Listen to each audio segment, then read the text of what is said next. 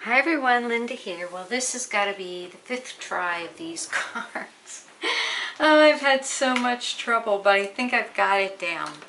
This is the Christmas card challenge all year at Your Paper Pantry, and I had bought this Art Impressions stamp that's a spinner to make a spinner card for my grandchildren. So this month the challenge is going to be make a card for a child.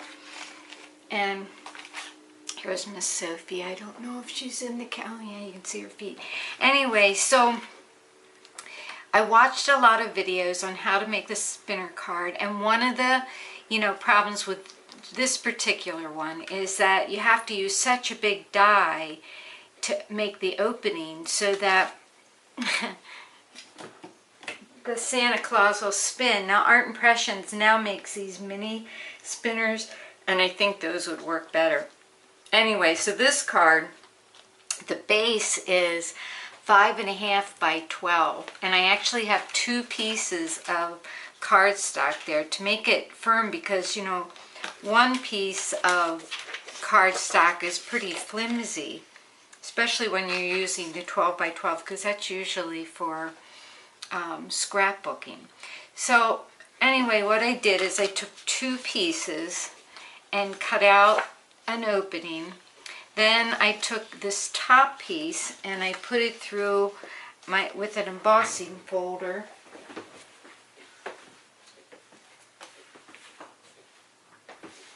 I use this one, and see, this one, if you put your paper in here and close it, it makes a brick, and then if you fold it this way, it makes wood. It's really kind of a handy little embossing folder. There's the number if you can see it. And then I did put another piece of brown in for the wood. Well, the biggest problem I had, besides getting the opening big enough, was getting the right material to make the spinner. First I used some thread that I don't have here now. It's like a jute. So, but when you twist that, jute unthreads, so there's a whole bunch of fibers. And then I used like a thread. Well, even the finest thread I had a lot of fibers in it, and they would still come up and, come apart. So it wouldn't spin really good. So then I saw that I had some really thin ribbon, and you can see here that I still have a little bit of thread, because I took them all apart, and then I had to take them apart, and then because I took them apart, they were messy, so I had to make another back. So this one actually has 3 sentiment. So the deal with these is you twist them, twist them, twist them, and then you close them and put them in the envelope, and then when the child opens it up, they spin like this. So these are spinning really good, and I wanted it to look like a little fireplace, so I made a little stocking, and that's why I did the brick. And then this is the one, I think, yeah, this one I hand wrote Merry Christmas and Christmas cheer is coming to town, which is part of this Art Impression set. That's a little sentiment that comes with it. So these are going to be the cards for my grandchildren. I have enough to make 3 more, so I'm only making 5 cards this month for the challenge. But remember, you can make as many as you want. You can join whenever you want also. So I'm going to finish up my other 3 cards. I think I'll let the camera roll so you can see how I do it, but I just hope it turns out all right. All right, so what I'm going to do first is take these pieces, and I have bases for 3 more cards. I'm going to take this top one and put it in the embossing folder so that it's brick. And I have to really think about it, because I want the bumpy part up, and that was another thing I messed up about a billion times. I also have to have this one folded, so I know how far up to go. So I'm going to put this in here like this and run it through my Big Shot. Okay. So there it's ran through the Big Shot, and I have to make sure they line up, because if you don't, and the way I did this is I put the dye on top of both of them, ran it through. The second one wouldn't cut, but it made enough of an impression that you knew where it was going to go. So then the next thing I have to do is, fold this one, I have to get the Santa Man in there. And I really want him in here good and tight and in the middle so he can spin. So nothing obstructs the way he spins. Now some people just put their tape there, but I'm taking this really heavy sticky tape that I have that works really very good. And I'm going to put it there and down here. And then I'll use wet glue for the rest. And I'm even going to go like this because I can put that one piece of ribbon all the way down here. This thing is so hard to use because the tape is so sticky. So this really thin ribbon can spin really good without fraying, which is kind of an important part of this card. And then you want this really tight. Not so tight that you buckle the card, but tight enough that he has some tension on him. Okay. And then I'll take the wet glue, and I like to use the wet glue for this part because sometimes I have to move it around a little bit. And if this doesn't stick here, then I'm okay, but that sticks and I'm done. And I've had to pull a couple of these apart. And I had to delete video because I had videotaped it, and it was just so... This is the third day I think I've worked on these cards because I just got so frustrated that I had to stop.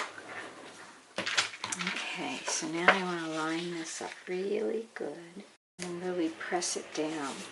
And then I'll put the glue on this half. And probably when you're seeing this, I'm going to be in Puerto Rico.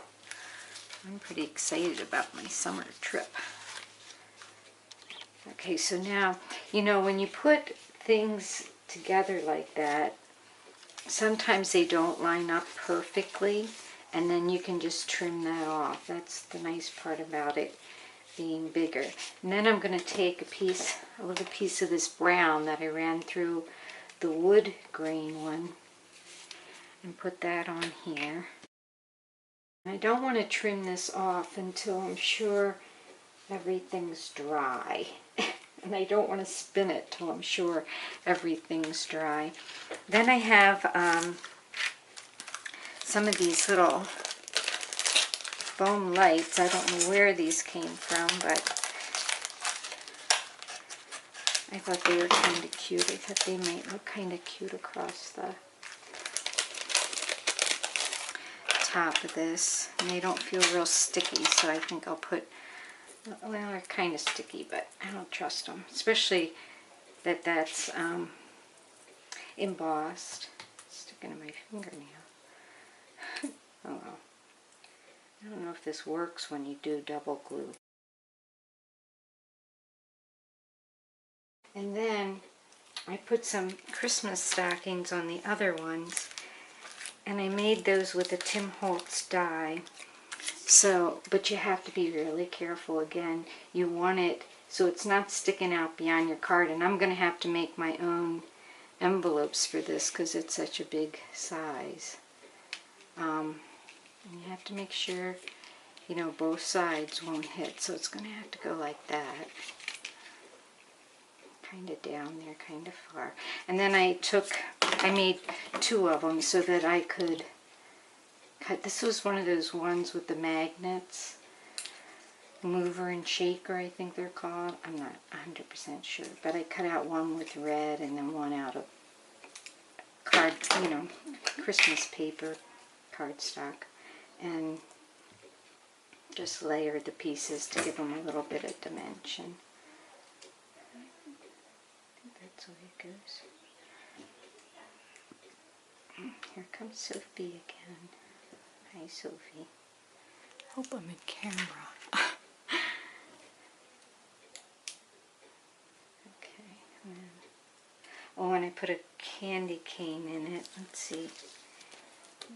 Candy canes here.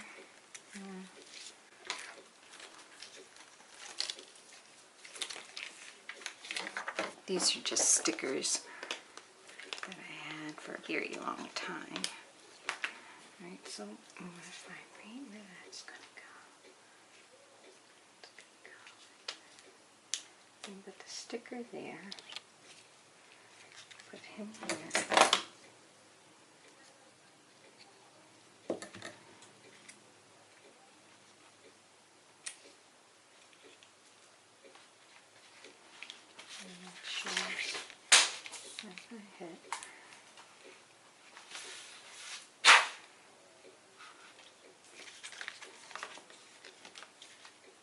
Oh, that's good.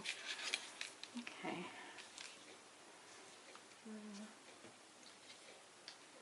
Nothing's dry yet.